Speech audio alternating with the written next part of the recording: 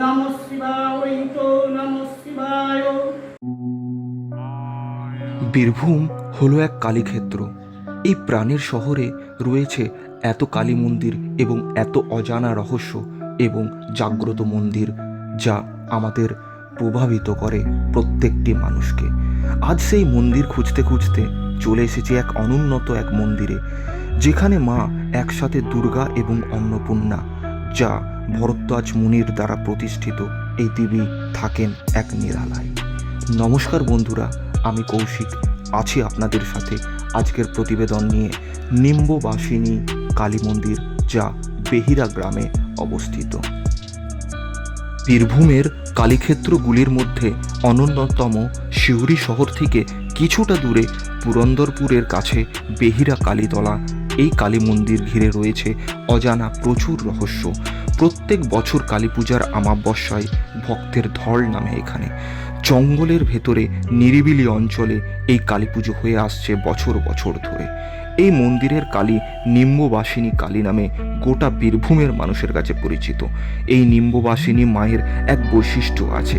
এখানে দেবী দুর্গা পূজার সময়ে দুর্গা এবং অন্নপূর্ণা এবং কালী অনন্যতম রূপে পুজো হয়ে আসে।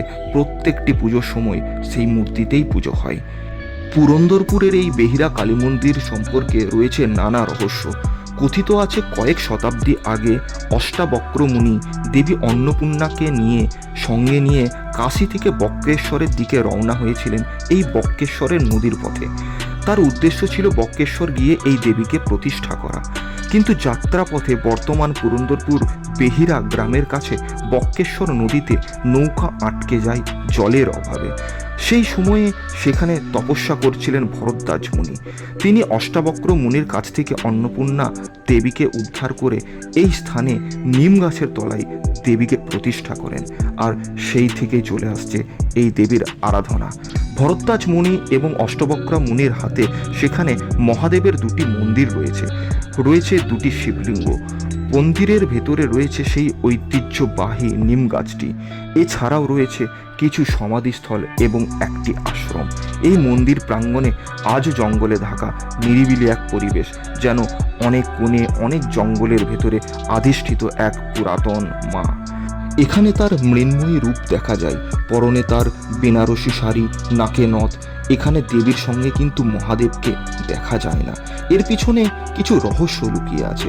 কাশীতে বাবা বিশ্বনাথকে রেখে অষ্টাবক্র মুনি একাই মাকে নিয়ে এসেছিলেন বলে নাকি তার সাথে মহাদেব নেই।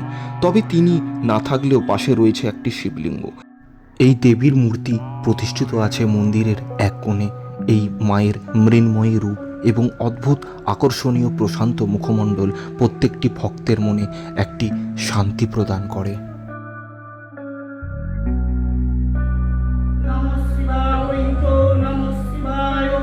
অম্বরতল শ্যামল কুন্তলায় বিভূতি ভূষাঙ্গ জটাধরায় জগজ্জননী জগদেবচিত্রে।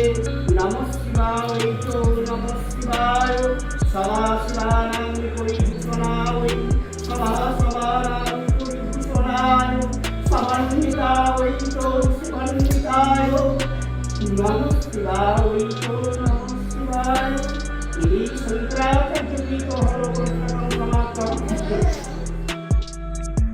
এই মায়ের মন্দিরের চারিপাশে বিস্তীর্ণ জায়গা জুড়ে শুধু গাছপালা এবং জঙ্গল এই মন্দিরকে একটি অনুন্নতম রূপ প্রদান করেছে, যার এক সাইডে শুধু গাছপালা এবং অপর সাইডে রয়েছে সেই বক্রেশ্বর নদী, যা এই মন্দিরকে একটি নির্জন জায়গার মধ্যে একটি জঙ্গলে ঘেরা মন্দিরের রূপ দিয়েছে।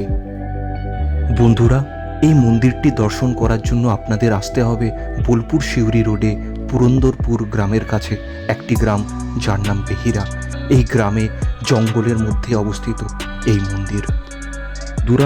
আমি আপনাদের সকলকে অনুরোধ করব, আপনারা জীবনে যেন একবার এই মন্দিরটি অবশ্যই দর্শন করেন। মায়ের রূপ দেখে আপনারা মোহিত হয়ে যাবেন।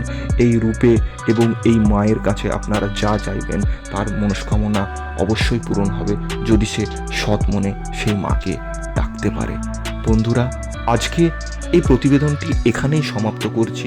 আপনারা সকলে ভালো থাকবেন এবং ভালো রাখবেন সকলকে। নমস্কার। স্বাহা